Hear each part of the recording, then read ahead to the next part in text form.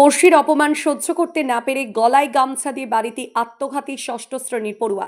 দুর্গাপুরের এই ঘটনায় উত্তেজিত জনতা পড়ুয়ার মৃতদেহ অভিযুক্তর বাড়ির সামনে রেখে দিয়ে তুমুল বিক্ষোভ দেখায়। ভাঙচুর করা হয় অভিযুক্তর মদের ও জুয়ার ঠেক।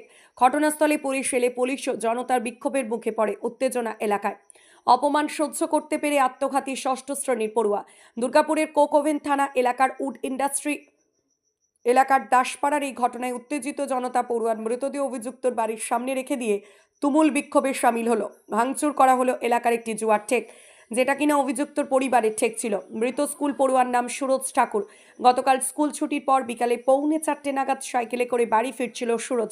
রাস্তায় রাখা কয়লার জ্বালানি গুলে সাইকেলের চাকা পড়ে গিয়ে ভেঙে যায়। অভিযোগ, তুলসী রুইদাস ও যোগু রুইদাস নামে এক দম্পতি প্রথম রাস্তায় পড়ে বাড়িতে গিয়ে অশ্রাব্য ভাষায় গালিগালাজ করে অপমান করে সবার সামনে। ক্ষতিপূরণ দেওয়ার কথাও বলে ওই স্কুল পড়ুয়া, কিন্তু তাকে সবার সামনে তাও অপমান করতে থাকে অভিযুক্তর পরিবার। অপমান সহ্য করতে না পেরে বিকাল 5টা নাগাদ গলায় গামছা দিয়ে ঘরেই আত্মঘাতী হয় ওই পড়ুয়া। সাথে সাথে দুর্গাপুর মহকুমা হাসপাতালে নিয়ে যাওয়া হলে রাতেই মৃত্যু হয় সুরজের। এরপরই আজ সকালে মৃতদেহ ময়না তদন্তের পর এলাকায় নিয়ে আসা হলে উত্তেজিত জনতা অভিযুক্তর বাড়ি ঘিরে ধরে বিক্ষোভ শুরু করে দেয়। অভিযুক্ত বাড়ির সামনে মৃতদেহ ফেলে রেখে বিক্ষোভে সামিল হয় উত্তেজিত জনতা। পুলিশ বোঝানোর জন্য এলে উত্তেজিত জনতার প্রবল ক্ষোভের মুখে পড়ে যায় পুলিশও। অবিলম্বে অভিযুক্তদের গ্রেপ্তারের দাবি জানাতে থাকে স্থানীয়রা। উত্তেজিত জনতা এরপর একটি জুয়া আর মদের থেকে ভাঙচুর শুরু করে দেয়। পুলিশের আশ্বাস এ শান্ত হয় জনতা। যদিও অভিযুক্ত পলাতক, যদি পুলিশ গ্রেপ্তার না করে অভিযুক্তদের, তাহলে ফের এলাকার মানুষ হয় থানা ঘেরাও, নচেত রাস্তা অবরোধ করবে বলে হুঁশিয়ারি দিয়ে রেখেছে। গোটা ঘটনার জেরে ব্যাপক উত্তেজনা দুর্গাপুরে। আমার ছেলে পরীক্ষা দিয়ে স্কুল থেকে আসলো স্যার, তারপরে ও পিছন পিছন একটা বউ আসলো। ও বলছে, রে তুই আমার কুলটা কেন ভেঙে দিলি? আমি বললাম, রে কুলটা কেন ভেঙে দিলি তুই রে? বলছে, মা সব রাস্তা দাঁড়িয়ে ছিল, সাইকেলটা নিয়ে বেরোচ্ছিলাম, একটু সাইকেলের চাকাটা চেপে গেছে মা, তার পিছলো চাকাটা চেপে গেল। আমি ওকে বললাম, কিছু না ভয়, আমি ঝগড়া করবে আমাদের সঙ্গে এসে সবাই মিলে। আমি বলছি কি গো গুলটা ভেঙে দিয়েছে, তাও বলি না জেনে বুঝে আমার ছেলে ভেঙে দিয়েছে। বলছে, তুই আমার গুলটা দিয়ে আয়। আমার সঙ্গে কোনো কথাই বলছে না, আমার ছেলের সঙ্গে ঝগড়া করেই যাচ্ছে।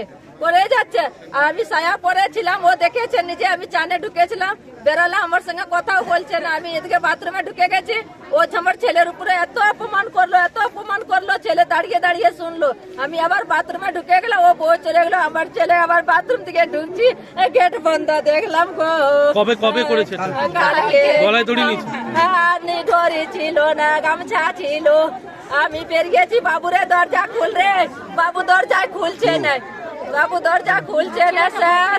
আমার একটাই ছেলে ছিল। কি চাইছেন? আমি চাইছি, আমি শাস্তি চাইছি। আমার বেটা ছিনে নিল, আমার বেটা দিতে পারবে? আমরা এটাই দাও, আমার বেটা দাও, আমার বেটা দাও, ওকে শাস্তি মিলুক। কোন মা কোন ছেলেকে এমনি করতে পারে না। আপনার নাম কি?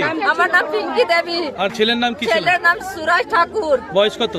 ছেলের নাম 12 বছর। 25 ডিসেম্বর আসতো, তাহলে 13। কোন ক্লাসে পড়তো? কোন ক্লাসে পড়তো? 6-এ। স্কুল থেকে বাচ্চাটা এসেছে, স্কুল থেকে বাচ্চাটা এসেছে, রাস্তা দিয়ে আসছিল, পরীক্ষা ছিল, তো রাস্তাতে গুল দেওয়া হয়েছিল, গুলগুলো সাইকেলে পা দিয়ে, মানে চাকাতে পা দিয়ে পড়ে গেছে। তো উনি একদম ছেলেটাকে তাড়িয়ে নিয়ে ঘরে একদম এসছে, ঠিক আছে? ঘরে এসেছে, এবার ওর মাও কাজে গেছিল, মাও কাজে থেকে এসছে, ওর বাবাও কাজে গেছিল, কাজে থেকে এসেছে। আসার পর ওকে মানে যাচ্ছে তাই বলে গালাগালি একদম মানে বাজেভাবে দিয়েছে। হ্যাঁ, বাচ্চাটাকে একদম মানে এমন অবস্থা করেছে, গালাগালি এমনকি মারতেও পর্যন্ত যাচ্ছিল। বাচ্চাটা বলেছে যে মাকে বলো না, আমি 100 টাকা নাও নিয়ে তুমি বাড়ি চলে যাও। সেটা কিন্তু ও শোনেনি, বলেছে না তোর মাকে বলবো, তোর বাবাকে বলবো। হ্যাঁ, তোর মাকে বলবো, বাবাকে বলবো। এর ফলে কি হয়েছে, বাচ্চাটাকে এমন ভাবে বাচ্চাটা এত অত্যাচার, মানে বাচ্চাটাকে এত অত্যাচার করেছে এরা, এই যে তুলসী রুইদাস বলে। হ্যাঁ, এবার আমরা চাই ওনার শাস্তি।